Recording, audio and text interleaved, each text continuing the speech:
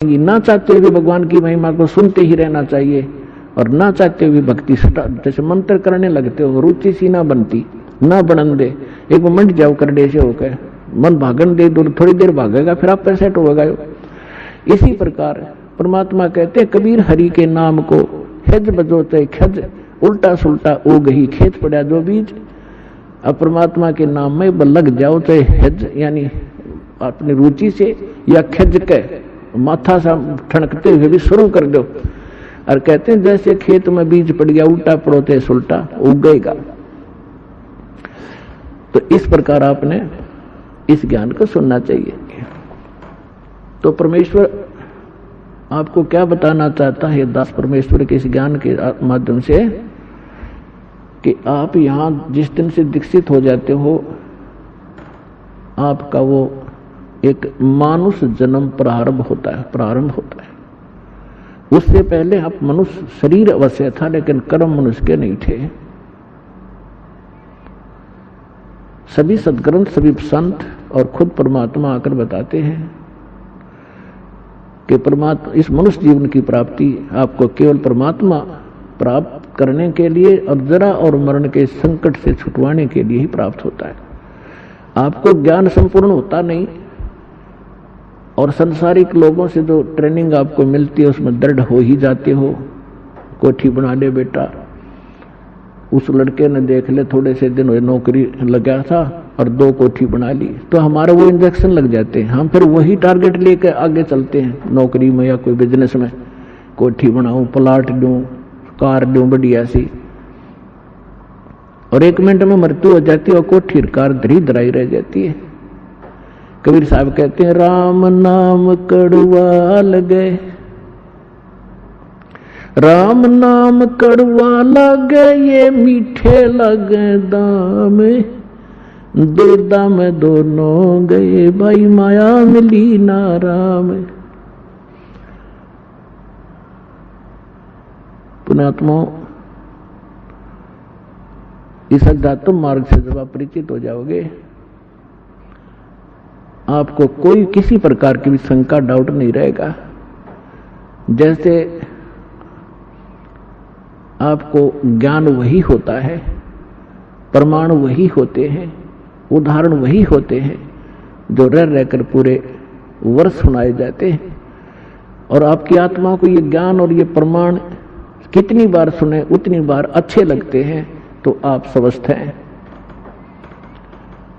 और जिसको ये महसूस होता है कि ये सत्संग तो मैंने पिछली बार भी सुना था, ये बात सुनी थी, तो ये आपकी कमजोरी है, आपके कोई वीकनेस आत्मा में आ चुकी है। जैसे एक स्वस्थ व्यक्ति होता है, वो सुबह खाना खाता है, रोटी वही होती है, थोड़ी बहुत दाल सब्जी में बेशक फर्क हो जाए, अंतर हो जाए, और सुबह खाना खाया और शाम को वही रोटी फिर रखी है और आपको रुचि नहीं बन पा रही है तो आप अस्वस्थ हो गए हो।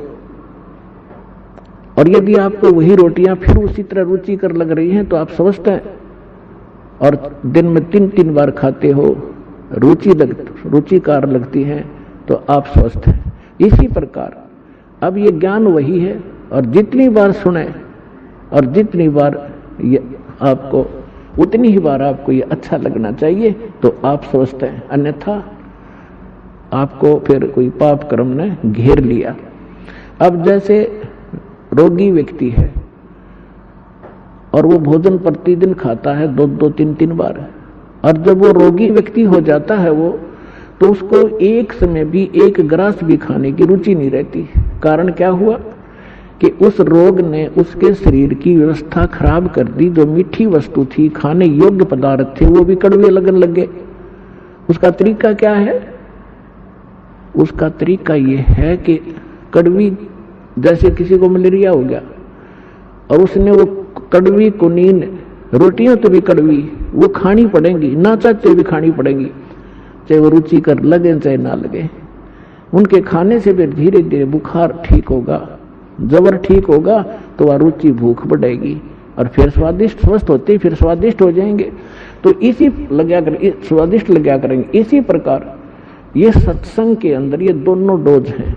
इसमें आत्मा का आहार भी है और ये ट्रीटमेंट, ये उपचार भी साथ होता है।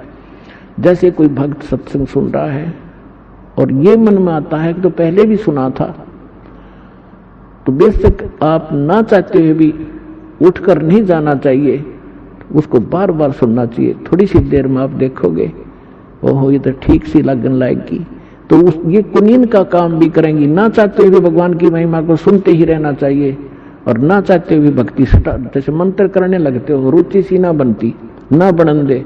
एक मिनट जाओ करडे से होकर मन भागन दे, दूर थोड़ी देर भागेगा फिर आप पैसे होगा।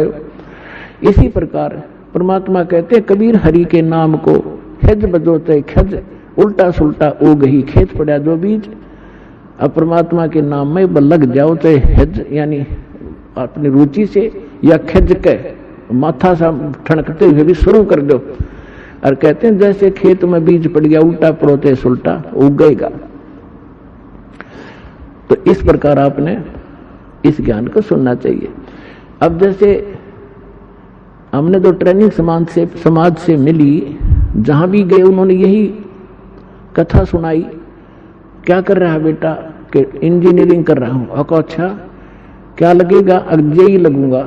कोई कहे मैं एसटीओ लगूंगा। अच्छा हमारे गांव में एक लड़का था भाई फलाने का, वो जेई लगा था, उसने एक कोठी वहां बना ली और एक प्लॉट खरीद लिया और उसने न्यू कर लिया। तो हमने फिर वही सोच हो जा बीसीए बनावांगे, जेई लग गया, एसडीओ लग गए, तो वो इंजेक्शन लग गए तो हम उधर प्रेरित हो गए। अरे ज्ञान सुनाएंगे भगवान का तो हम इधर दृढ़ हो जाएंगे। वो तो हमें जहर दिखाई देगा, कोठी और बंगला में सारा जीवन नाश कर देना मामूर्ख व्यक्ति का काम दिखाई देगा।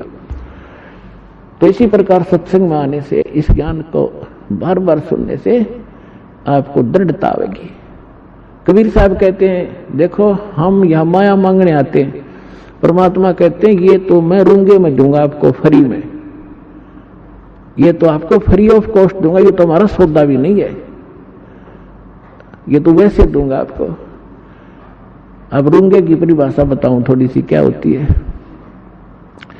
पहले हमारे गांव में, सभी गांव में ग्रामीण में ऐसा था, पैसे वैसे होते नहीं थे। ऐसे ही जैसे कोई सब्जी बेचन आया या कोई और सामान प्याज बेचने आया या कोई और सामान लेके आता, तो हमारी दादी जी क्या करती थी, गेहूं का बेला भर ले जाती और उसको पूछती भाई ये कैसे देगा टिंडे तू?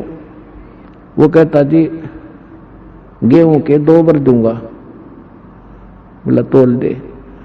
और जब तो सौदा तो कर लिया गेहूं का, 2 बार तुलवा लिए, 1 किलो के 2 किलो ले लिए, किलो गेहूं के बराबर। फिर यूं क्या करती भाई रूंगा और दे। रूंगा माने बिना बगैर सौदे में अलग आइटम, वो एक आधा टिंडा ठाका और घेर देता, ले दाई रूंगा ना भाई थोड़ा और देख दो, वो देख दो और घेर देता, बुढ़िया राजी हो जाती। तो ये रूंगा माने फ्री ऑफ, वो तो फालतू का। तो जो असली सौदा हम आपको यहाँ देंगे करेंगे, वो जन्म और मरण के दीर्घ रोग का नाश करेंगे। और जो आप यहाँ मांगने आते हैं तो रूंगे में देंगे आपको, अगले हो जा राजी।